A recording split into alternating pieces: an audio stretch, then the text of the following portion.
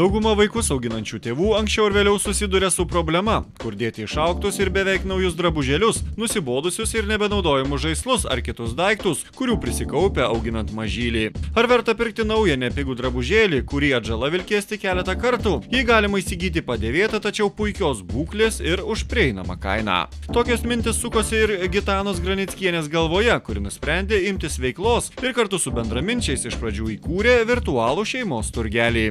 Pradžia buvo internete, portalas www.uodas.lt. Tai va, pradėjom tenai tą tokį verslą daryti mainus tų mamyčių, šeimų, o kad sukurti ir tą suvesti bendruomenę daugiau į vieną krūvą, kažkokią kaip ir žalę tokią šeimų bendruomenę kurti, nusprendėm išeiti į gyvą erdvę ir organizuoti tokius renginius gyvai.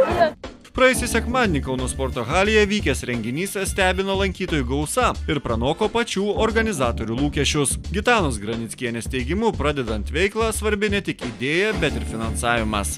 Visą laiką trūksta pinigėlių, kad pradėti verslą, tai pradžia būtent, kad pradėti organizuoti tuos renginius čia va būtent Kaune, tai padėjo kredito unija, kuri davė paskolą, kad galėtume susimokėti už patalpas, nusipirkti reklamą, kūrėme šiuo metu tinklapį, kad renginys įvyktų, surinkti pardavėjų kaip ir galim greitai, o kad apie jį sužinotų, tai reikia labai daug ir darbo, ir pinigų įdėti, kad tą žinią paskleisti.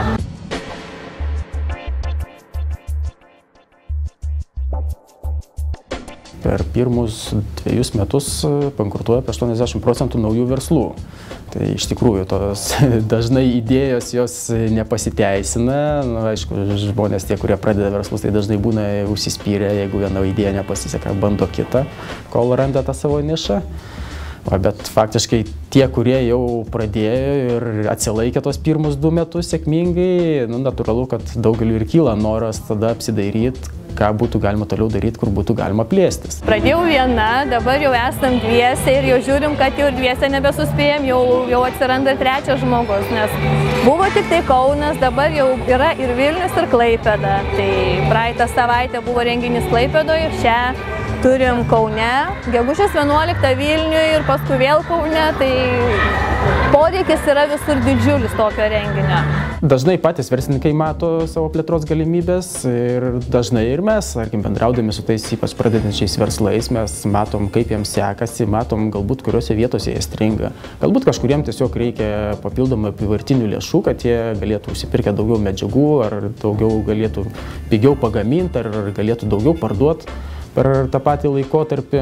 Vėlgi mes galim pasiūlyti jiems tas plėtros perspektyvas. Čia jau išsiplėtėm jau maksimaliai, čia jau daugiau jau nebėra, kur jau užkišom visus galus, kampus, pristatėm tiek, kiek jau nebetiltų daugiau. Bet vat Klaipėda, Vilnius, dar ten neišarti dirvonai. Dar ten tik po vieną renginuką buvo ir labai laukia, labai prašo, kad būtų kuo daugiau. Yra mažiukų renginukų, kur ten susirinka 10-15 mamų paprekiauja kažkur, tai bet kad vietoj pas mus yra 150 prekybių. Tai tokio dydžio kol kas mes esam vieni.